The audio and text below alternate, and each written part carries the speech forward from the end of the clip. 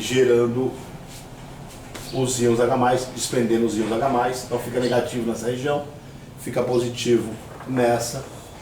Tem um nome para isso, que é chamado Zwitter Ion, que são os íons formados pelos aminoácidos, são íons típicos de aminoácidos, os Zwitter Ions. Para aproveitar o ensejo, inclusive, imagina aqui uma situação que nós tivéssemos uma molécula assim, por exemplo. Como dar um nome para uma molécula dessa? Então a primeira coisa é numerar a cadeia. E no caso, a carboxila tem prioridade. Então ela fala, mas não tem amina também?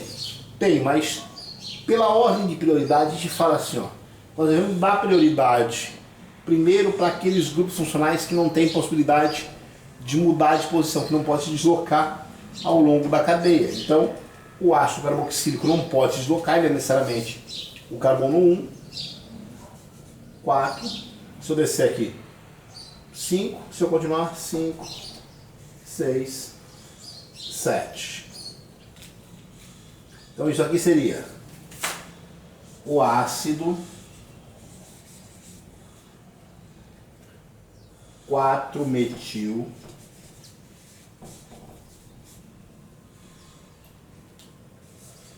dois amino heptanoico. 4-metil 2 amino heptanoico. Eu quero lembrar vocês, para quem não sabe, para quem está iniciando essa história, que tem uma coisa muito usual na bioquímica, que é chamar o carbono vizinho à carboxila de carbono alfa. Para ele não ficar decorando o alfabeto grego, a gente fala que o primeiro carbono da cadeia do ácido carboxílico, ou vizinho à carboxila, é o carbono alfa. E o último é o ômega. Então quando você se deparar com isso, ômega 6, conta do primeiro, do último em função do grupo funcional e vai avançando para dentro da cadeia para poder chamar de ômega. Eu estou usando um exemplo aqui, é corriqueiro usar esse ômega para cadeias bem mais longas, né? Cadeias com 16, 18, 20 carbonos, 22, aí ganha essa funcionalidade. Então toda vez que vocês se depararem com os ômegas da vida aí, eles significam a posição da ligação dupla, essencialmente, que vai existir a partir do final da cadeia. Só uma curiosidade para constar nesses exemplos aí de nomenclatura com os compostos, como os compostos amínicos ou correlatos.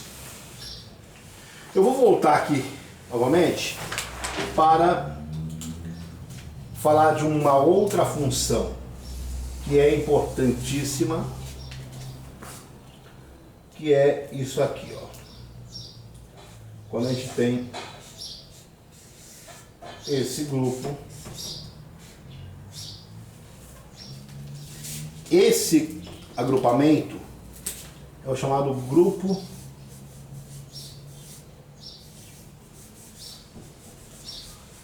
amida.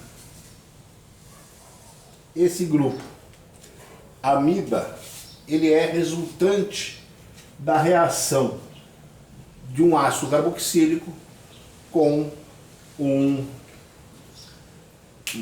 grupo amina. Então forma-se esse grupo amida. Essa ligação, especificamente, a ligação do C-O com o N é chamada de ligação